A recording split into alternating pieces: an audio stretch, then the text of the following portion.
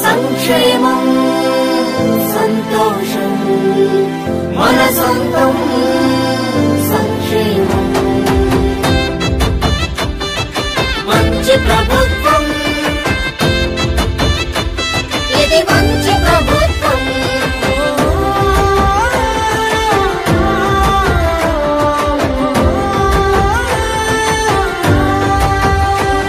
ఇది మంచి ప్రభుత్వం ఇది మంచి ప్రభుత్వం ఇది మంచి ప్రభుత్వం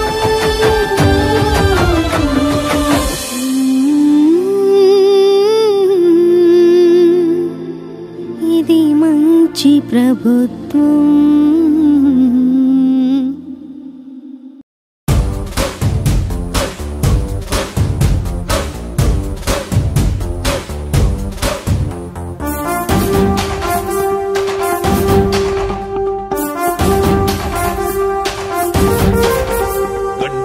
ఎక్కించే నాయకుడిప్పుడు ఒకడే ఒకడే ఒకడే జాతికి ప్రగతిని తెచ్చే పాలకుడిప్పుడు అతడే అతడే అతడే గడ్డం గట్టెక్కించే నాయకుడిప్పుడు ఒకడే ఒకడే ఒకడే జాతికి ప్రగతిని తెచ్చే పాలకుడిప్పుడు అతడే అతడే అతడే సూర్యునిలాగా చీకటి చేర్చి చంద్రునిలాగా వెన్నెలనిచ్చి అందరికీ అభివృద్ధిని తెస్తాడే చంద్రబాబు నాయుడే ఒకే ఒక్క నాయకుడే గడ్డం గట్టెక్కించే నాయకుడిప్పుడు ఒకడే ఒకడే ఒకడే జాతికి ప్రగతిని తెచ్చే పాలకుడిప్పుడు అతడే అతడే అతడే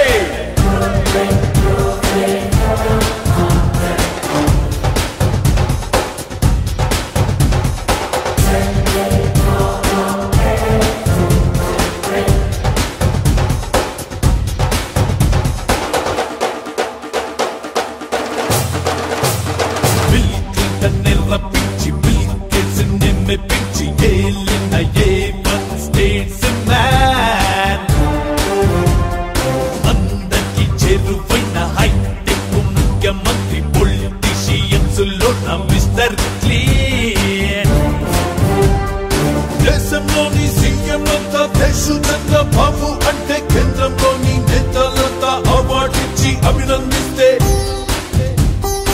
అన్ని రంగాలందు మార్పులెన్నో తెచ్చాడే ఉద్యోగాలకి వ్యాపారాలకి వృద్ధిని ఇచ్చాడే ప్రపంచ పట్టాన ఆంధ్రప్రదేశ్ ప్రత్యేకంగా చూపాడే చంద్రబాబు నాయుడే ఒకే ఒక్క నాయకుడే గడ్డం గట్టెక్కించే నాయకుడిప్పుడు ఒకడే ఒకడే ఒకడే జాతికి ప్రగతిని తెచ్చే పాలకుడిప్పుడు అతడే అతడే అతడే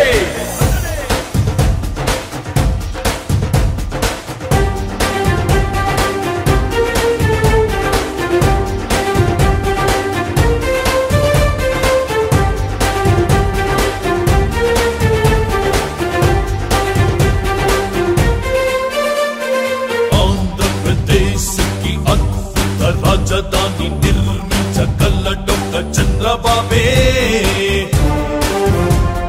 చాణక్యునిలా వ్యూహకర్తై అందరి వాడే అధినేతై విజయం వైపుకి కాలచక్రం తిప్పుతాడే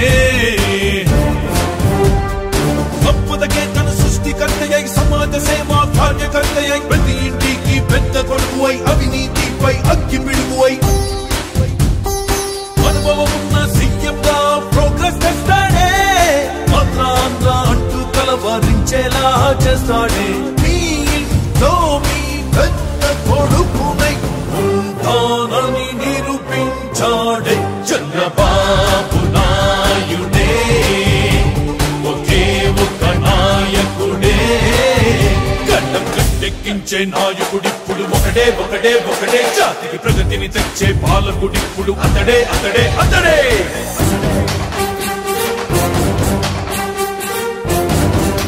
మరి ఈ వార్డుకు సంబంధించిన డివిజన్లోని ప్రజలందరూ ఈ కార్యక్రమానికి విచ్చేసినందుకు వారందరికీ కూడా స్వాగతం సుస్వాగతం తెలియజేస్తూ సో మొదట ఈ కార్యక్రమాన్ని ఉద్దేశించి ముఖ్యంగా 100 రోజుల్లో ప్రభుత్వం సాధించినటువంటి ముఖ్యమైన విజయాలు వాటి గురించి 100 రోజుల తర్వాత ప్రభుత్వానికి వచ్చాం. ఎందువల్లంటే ఈ 100 రోజుల్లో ప్రప్రదంగా మనం చెప్పుకోవాల్సిందంటే ప్రజలందరూ కూడా గుండెల మీద చేసుకొని హాయిగా నిద్రపోతున్నారు. ప్రజలకు దగ్గర ఎలాంటి అరాచకాలు లేవు. ఈ 100 రోజుల్లో ఉద్యోగస్తులు సకాలంలో వాళ్ళ యొక్క జీతాలు తీసుకుంటున్నారు, సకాలంలో వృద్ధాప్య పెన్షన్లు తీసుకుంటున్నారు. వృద్ధాప్య పెన్షన్లు 4,000 చేశారు. ఈ విధంగా ఇన్ని అభివృద్ధి కార్యక్రమాలు కేంద్రం నుంచి అనేక నిధులు కూడా వస్తున్నాయి. బాగానే ఈ రాష్ట్ర ప్రభుత్వంలో మన యొక్క చంద్రబాబు గారి నాయుడు గారి నాయకత్వంలో ఈ రాష్ట్రం అభివృద్ధి చెందుతుంది. అదేవిధంగా ఒంగోలు అభివృద్ధిలో మీకు ప్రతి ఒక్కరు తెలిసిన విషయమే. దామచర్ల జనార్దన్ రావు గారంటే అభివృద్ధి ప్రదాత. గతంలో 2014-19లోనే ఆయన అనేక అభివృద్ధి కార్యక్రమాలు చేశారు. మళ్ళా ఇప్పుడు ఈ ఒంగోలు నగరాన్ని ఈ యొక్క ఆంధ్రప్రదేశ్ రాష్ట్రంలోనే ఒక సుందరమైన నగరాన్ని తీర్చిదిద్దుతున్న దాంట్లో ఎలాంటి అపనమ్మకం లేదని చెప్పి సందర్భంగా మీకు అందరికీ తెలియజేస్తున్నాను సోదరులారా. అదేవిధంగా ఈ రోజున మీరు రాజకీయ పరిస్థితులు చూస్తున్నారు. ఈరోజు రాజకీయ పరిస్థితులు ఏ విధంగా ఉన్నాయి? 5 సార్లు ఎమ్మెల్యేలుగా ఉండి 2 సార్లు మంత్రిగా ఉన్నటువంటి వ్యక్తులు ఈ రోజున ఒక ప్రాంతీయ పార్టీలోకి పోయి మరి దేహి నేను వస్తాననే పరిస్థితికి వచ్చిందంటే ఖచ్చితంగా ఆ వ్యక్తులకి ఎంత విలువ ఉంటుందో మనం అందరూ ఆలోచించాలా. ఈ యొక్క అదే ఎన్డీఏ కూటమిని విచ్ఛిన్నం చేయడానికే జగన్మోహన్ రెడ్డి అతని యొక్క బంధువుల్ని అతని శ్రేయోభిలాషులు అందరినీ కూడా ఎన్డీఏ కూటమి పార్టీలోకి పంపి ఈ ఎన్డీఏ కూటమి విచ్ఛిన్నాలని చూస్తున్నాడు. దీన్ని ఖచ్చితంగా ఎన్డీఏ పార్టీలు అన్నీ కూడా గమనించి ఇలాంటి వ్యక్తుల్ని ఇలాంటి అవినీతి పనుల్ని ఏ పరిస్థితుల్లో కూడా ఎన్డీఏ కూటమి పార్టీలో చేర్చుకోకూడదని చెప్పి సందర్భంగా మీకు అందరికీ తెలియజేస్తున్నాను. ఎందువల్లంటే వీళ్ళు ఈ గతంలో జగన్మోహన్ రెడ్డి 2014 నుంచి 19 చేసినటువంటి పాసికలు చెల్లి ఏంటంటే గతంలో కూడా పిఎం ఆఫీస్లో మైండ్ గేమ్ ఆడి ఆ ప్రభుత్వాన్ని ఎన్డీఏ కూటమిని భగ్నం చేశాడు. మళ్ళీ అదేవిధంగా వస్తున్నారు. అక్కడ భారతీయ జనతా పార్టీ నరేంద్ర మోడీ గారు అమిత్ షా గారు పూర్తిగా తలుపులు మూసేశారు జగన్మోహన్ రెడ్డికి. అందుకోసమే ఈ విధంగా విచ్ఛిన్నం చేస్తున్నాడు. ఖచ్చితంగా జనార్దన్ గారు ఈ యొక్క ఒంగోలు అసెంబ్లీని అభివృద్ధి పదంలో ముందుకు పోతా. ఆయన ఒక విధంగా చెప్పాలంటే జనార్దన్ గారి విషయం చెప్పాలంటే ఆయన ఒక సింహం లాంటి వ్యక్తి. ఒకటేసారి మీకు చెప్పేది, కుక్క మరుగుతుందని సింహం వెనుదిరిగి చూడదు. మొరగటం అనేది దాని సహజ లక్షణం. అందుకోసం సింహం తనంతటా తాను వెళ్ళిపోతుంది. అదేవిధంగా అలాగే ఎవరు ఎన్ని విమర్శలు చేసినా కానీ నీ యొక్క పని నువ్వు ఆపొద్దు.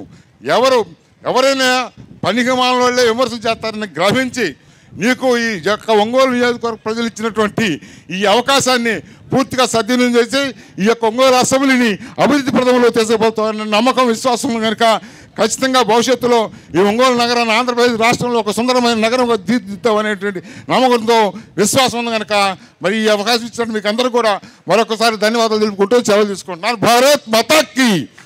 ఈ 30 డివిజన్లో ఈరోజు నిజంగా పండగ చేసుకోవాల్సిన అవసరం ఎంతైనా ఉంది. ఎందుకంటే ఈ కమ్యూనిటీ హాలు దాదాపుగా మరి 6 సంవత్సరాల క్రితమే దీన్ని స్టార్ట్ చేయడం జరిగింది. తర్వాత గవర్నమెంట్ వచ్చిన తర్వాత ఇది ఓన్లీ స్ట్రక్చర్ మాత్రమే ఉంది. దాన్ని పూర్తి చేయడానికి ఈ యొక్క నాయకులు చాలా కృషి చేశారు కానీ అది వీలు కాలేదు. మళ్ళీ ఏ ప్రభుత్వం అయితే దీన్ని స్టార్ట్ చేసిందో మళ్ళీ అదే ప్రభుత్వం చేత పూర్తి చేయడం, మీ అందరి యొక్క ఆశలు నెరవేర్చినందుకు ముఖ్యంగా మరి మన ఎమ్మెల్యే గారికి మీ అందరి తరఫున కూడా ధన్యవాదాలు తెలియజేస్తున్నాను. అంతేకాకుండా ఇక్కడ మనము ఎప్పటి నుంచో మీరు ఎదురు చూస్తున్నారు ఆరామ క్షేత్రం, అది కూడా మరి ఈరోజు మరి వారి చేతుల మీదుగా శంకుస్థాపన చేసినందుకు దానికి కూడా మీ తరఫున వారికి నా యొక్క ధన్యవాదాలు తెలియజేస్తున్నాను. అంటే ఎన్నుకున్న తర్వాత ఏముందులే అని చెప్పి వదిలేయకుండా ఏదైతే హామీలు ఇచ్చారో ఇచ్చిన హామీలకు కట్టుబడి హామీలు నెరవేర్చినప్పుడు మాత్రమే ఒక మంచి నాయకుడు అనిపించుకోవటం జరుగుతుంది. మరి గతంలో ఈ డివిజన్లో మరి మన దామచర్ల గారికి ఎక్కువ ఓటింగ్ ఇవ్వలేకపోయినా కూడా ఈరోజు వారు అవేమీ మనసులో పెట్టుకోకుండా ఈసారి మీకు మరి ఈ డివిజన్లో మంచి మెజార్టీ తీసుకొచ్చినందుకు మరి మొట్టమొదటిసారికి ఒంగోలులోని మొట్టమొదటి అభివృద్ధి కార్యక్రమం మరి మీ యొక్క ఈ కమ్యూనిటీ హాల్ అని చెప్పేసి మీకు సభముఖంగా తెలియజేస్తున్నాను. మరి 100 రోజులు ప్రభుత్వం వచ్చి 100 రోజులైంది. ఈ 100 రోజుల్లో మనకు వచ్చినప్పటి నుంచి మీకు తెలిసి 3 నెలల్లో పనులు అయినా కూడా దేనికి వెరవకుండా ఏదైతే అభివృద్ధి సంక్షేమం రెండు కళ్ళలాగా మరి చూస్తూ మన యొక్క చంద్రబాబు గారు మన గౌరవ సీఎం గారు ముందుకు పోతున్నారు ఒక స్టేట్లో. అలాగే మన యొక్క ఒంగోలులో కూడా మరి దామచర్ల గారు ఎక్కడికి వెళ్ళినా ఎవరు ఏది మాట్లాడినా ఒక 10 మాటలు మాట్లాడితే ఆయన నోట్లో నుంచి 8 మాటలు అభివృద్ధి గురించే వస్తాయి. అప్పుడే మరి 100 రోజులు పూర్తి కాకముందే అభివృద్ధి స్టార్ట్ చేస్తూ మరి మీ అందరి దృష్టిలో అభివృద్ధి అంటే మరి దామచర్ల గారు అనే ఒక మన ప్రభుత్వం వచ్చి 100 రోజులైంది. ఈ 100 రోజుల్లో మన ప్రజలు ఎలా ఉన్నారు, ప్రజలు ఇంకా మేజర్ సమస్యలు ఏమున్నాయో అనేది తెలుసుకోవటానికే ఈరోజు ఈ కార్యక్రమాలు ఏర్పాటు చేశాం. ఒకసారి మనం గమనించుకున్నప్పుడు చిన్న ఉదాహరణకే ఈ డివిజన్లో 14-19లో 6,40,00,000 రూపాయలు పెట్టి ఈ ప్రాంతం అంతా కూడా రోడ్లు కానీ డ్రైన్స్ కానీ ఇవన్నీ కూడా డెవలప్ చేశాం. ఆ తర్వాత ఈ 5 సంవత్సరాల్లో ఏదన్నా ₹1 ఏదన్నా ఇక్కడ పని జరిగిందా అనేది కూడా మీరు ఒకసారి ఆలోచించుకోండి. ఉండే పరిస్థితుల్లో ఎప్పుడు కూడా తెలుగుదేశం పార్టీ ప్రభుత్వం వస్తేనే ఏం చేయాలి, ప్రజలు దేని మీద ఇబ్బందులు పడుతున్నారో దాని మీద యోచన చేస్తూ ముందుకెళ్తూ ఉంటాం. ఈ 3 నెలలను ఆ రోజు నేను దీన్ని 40 లక్షలు ఆ రోజు శాంక్షన్ చేశాం. మన వాళ్ళందరూ అడిగారని చెప్పేసి. ఎందుకంటే చిన్న ఫంక్షన్ హాలు ఒక 300 కూర్చునేటట్టుగా ఒక కమ్యూనిటీ హాల్ ఏదైనా చిన్నది మ్యారేజ్ చేసుకోవాలన్నా, లేకపోతే ఏదైనా చిన్న బర్త్డే ఫంక్షన్ చేసుకోవాలన్నా, లేదా చిన్న సమావేశం ఒకటి ఏర్పాటు చేసుకోవాలన్నా కూడా బాగుండే విధంగా ఆ రోజు 40 లక్షలు శాంక్షన్ చేశాం. మన గవర్నమెంట్ అయిపోయే టయానికి దానికి షెల్ వరకు అది కంప్లీట్ అయింది. ఈరోజు మళ్ళీ 5 సంవత్సరాలు ఎవడు పట్టించుకోలే దాన్ని. మళ్ళీ ఈ 3 నెలల్లోనే దానికి మళ్ళీ మిగతా పని అంతా కూడా కంప్లీట్ చేసి మళ్ళీ దానికి ఒక 10 లక్షలు ఖర్చు పెట్టి ఫ్లోరింగ్ వేసి ఇవన్నీ కూడా ఒక హంగులు తీసుకొచ్చి కంప్లీట్ చేసి ఇలా ఓపెన్ చేసుకున్నాం. ఇంకా రేపటి నుంచి మీరు ఏదైనా పుట్టినరోజు చేసుకోవాలంటే, లేకపోతే ఏదైనా చిన్న ఎంగేజ్మెంట్ చేసుకోవాలన్నా, లేకపోతే ఇంకో ఫంక్షన్ చేసుకోవాలన్నా మీకు చక్కగా ఎక్కడో కళ్యాణ మండపాలకి వాళ్ళు 4 లక్షలు 5 లక్షలు కట్టే పరిస్థితి కాకుండా నీట్గా ఇక్కడ చేసుకునే విధంగా మంచి వసతితోటి ఈరోజు ఈ కమ్యూనిటీ హాల్ కట్టుకోవడం జరిగిందని చెప్పి నేను తెలియజేస్తూ ఉన్నా. కాబట్టి ఇందాక మన వాళ్ళు అడిగినప్పుడు కూడా ఇక్కడ కూడా ఓ డయాస్ కావాలన్నారు. తప్పకుండా దీన్ని కూడా చేద్దాం. ఎందుకంటే పెద్ద పెళ్లి చేసుకోవాలంటే ఇక్కడ ఎక్కువ మంది కూర్చోవటానికి బాగుంటుంది. దీన్ని కూడా తప్పకుండా చేస్తాం. దాని ముందు కూడా ఒక షీట్ లాగా కానీ ముందు వేస్తే అక్కడ కూడా భోజనాలు పెట్టుకోవడానికి ఇవన్నిటి కూడా ఉపయోగపడేటట్టుగా దీన్ని కూడా కరెక్ట్ చేస్తామని చెప్పి కూడా మీకు ఈ సందర్భంగా మేము తెలియజేస్తున్నా. అదేవిధంగా మెయిన్ రోడ్ అడిగారు. మెయిన్ రోడ్డు కూడా దాదాపు మనం వేసినవి అన్నీ కూడా ఆ రోజు పెద్ద రోడ్డు చేసాం. ఇక్కడ ఉండే వాళ్ళందరూ కూడా తెలుసు అది వరకు ఎలా ఉండేదో. తర్వాత పెద్ద రోడ్డు మేజర్ డ్రైన్స్ అన్నీ కూడా తెలుగుదేశం టైంలోనే ఆ రోజు టైంలోనే మనం అన్నీ కూడా చేసాం.